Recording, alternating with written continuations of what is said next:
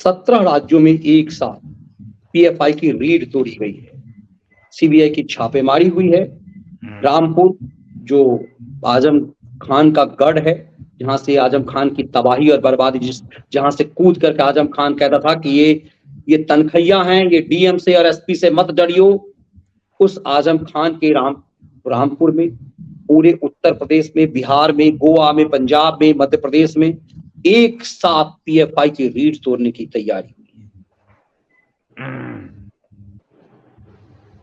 मनीष जी, अभी इसी सत्र में मेरे ख्याल से राष्ट्रपति के अभिभाषण को जवाब देते हुए फरवरी में नरेंद्र मोदी ने संसद के अंदर एक कहा था। उन्होंने कहा तो दूसरे संदर्भों में था, लेकिन वो पूरी तरह से लागू होती है।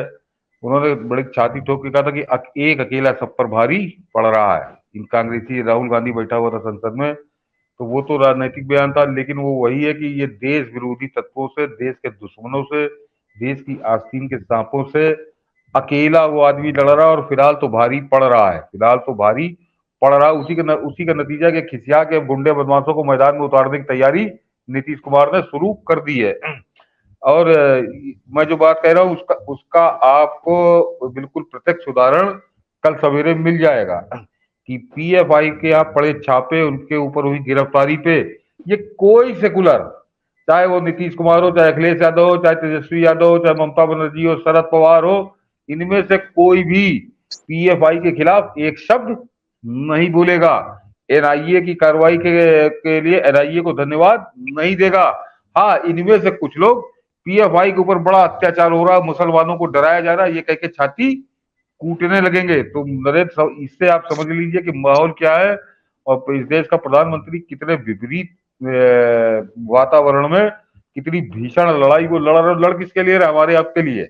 ये सबसे प्राथमिक, सबसे जो महत्वपूर्ण बात है वो ये है कि आप देख लीजिएगा, पीएफआई की निंदा करते हुए या एनआईए की प्रशंसा करते हुए आपको इन सेकुलर में से तथाकथित वो मोदी विरोधी भानुमति के कुनबे का एक भी मेंबर एक शब्द बोलता पीएफआई के खिलाफ ना आज तक बोला है, ना बोलेगा। हाँ, घुमा फिरा के मुसलमानों पे आ जाएगा कि मुसलमान जो है परेशान किया जा रहा है, डराया जा रहा है, उसको भयभीत किया जा रहा है।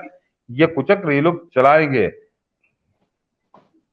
बिल्कुल सर, लेकिन रीढ़ इनकी तोड़ी जा रही है, ये अच्छी खबर है। इस पे बैन है, उसके बाद भी यदि PS5 सक्रिय है तो उसकी रीढ़ तोड़े जाने की जरूरत है। हाँ, नहीं मनीष जी, इस पर हम लोग चर्चा बाद में करेंगे, लेकिन एक बता दूं कि ये चाहे वो सतपाल मलिक हो, चाहे वो केजरीवाल हो, भगवंत मान हो, हम लोग हमेशा कहते रहे कि ये पाकिस्तानी एजेंडे को धार दे रहे हैं। और उसका एक उदाहरण परसों सामने आ गया था। हम लोग कुछ और उसमें रहे, तो उस पर चर्चा नहीं हो पाई थी। एक दिन कल हो सकता कल ही करें उस पर चर्चा, कि उसका एक बहुत बड़ा सबूत पाकिस्तान से ही आ गया है। सतपाल मलिक का तो मैंने दिखा दिया था कि वो तो वहां के अखबारों में छाया हुआ है कि मनीष जी, वो हामिद मीर वहां का सबसे बड़ा पत्रकार है पाकिस्तान का। और एक इंटरव्यू में एक दूसरी पत्रकार, महिला पत्रकार के साथ वो बात कर रहा है। वो दोनों उस प्रेस कॉन्फ्रेंस में थे। तो वो बता रहा है कि हम लोगों से जनरल बाजवा ने कहा था कि पाकिस्तान की फौज हिंदुस्तान से लड़ने के काबिल नहीं है।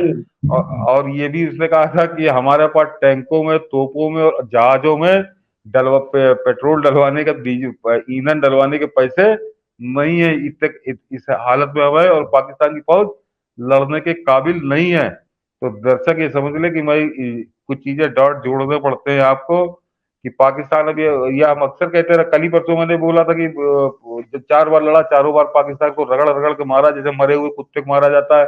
भारतीय फौज ने हमेशा, जब वो बहुत ताकतवर थे समझते थे तब, अब तो खुद ही कह रहा है कि हम लड़ने के काबिल नहीं, पेट्रोल डलाने के पैसे नहीं है।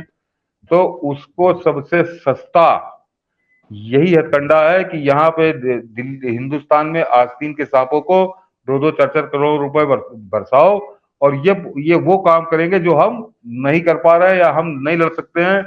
तो पाकिस्तान की वो हालत, पाकिस्तान के आर्मी चीफ की वो स्वीकारोक्ति, उसके परिणाम के रूप में यहाँ पे देख रहा हूँ कि किस तरह से सतपाल मलिक एजेंडा चला रहा है, किस तरह से केजरीवाल, भगवंत मान पंजाब में एजेंडा चला रहे हैं, या और ये नीतीश कुमार, अतीक अहमद का भी मनीष जी आज एक रिपोर्ट आ गई है कि आईएसआई से उसके संबंध थे।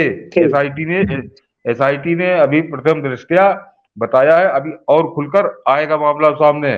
और कुछ रुक जाइए कुछ ही दिनों में मुख्तार के बारे में भी आपको कुछ ऐसे ही सबूत मिलेंगे। तो वो ये पूरे देश विरोधी और तत्व मुख्तार के मिल जाएंगे तो फिर ईरान में रहा हुआ वो उच्चायुक्त का भी आ जाएगा फिरौन के खिलाफ उसने क्या साजिश की, हामिद सोनिया अंसारी गांधी का प्यारा, नहीं, उसका भी नाम आ जाएगा। वो मनीष जी, पंजाब की कांग्रेस सरकार अगर मुख्तार को उत्तर प्रदेश न जाना पड़े इसके लिए 55 लाख रुपए वकील पे खर्च कर रही थी। सरकार से क्या मतलब, मुख्तार चला जाता, जाता है ना जाता, क्या लेना देना था। बिल्कुल सही। पंजाब की कांग्रेसी सरकार इतनी मेहरबान क्यों थी कि उसने 55 लाख रुपए खर्च कर दिए कि मुख्तार यूपी ना जाए। तो जाहिर सी बात है कि वो हामिद अंसारी का ही कनेक्शन, हामिद अंसारी का भतीजा है, वो हामिद अंसारी का भतीजा है वो, तो वो उसके कनेक्शन है। तो ये कुल मिलाकर ये है कि 2024 की लड़ाई देश विरोधी तत्व, माफिया, अपराधी, गुंडे, सामाजिक असामाजिक तत्व, इनका भी एक गठबंधन मोदी विरोधी बागमती कुनबे में शामिल होने जा रहा है। उसका एक छोटा सा उदाहरण आज नीतीश कुमार ने दे दिया है। बिल्कुल सर, और इसी बात को है हमारी जिम्मेदारी, आपकी जिम्मेदारी, परसेप्शन को उसको क्लियर करना है, उस षड्यंत्र के परत उखाड़ने हैं ताकि देश की जनता इसे गंभीरता से ले सके।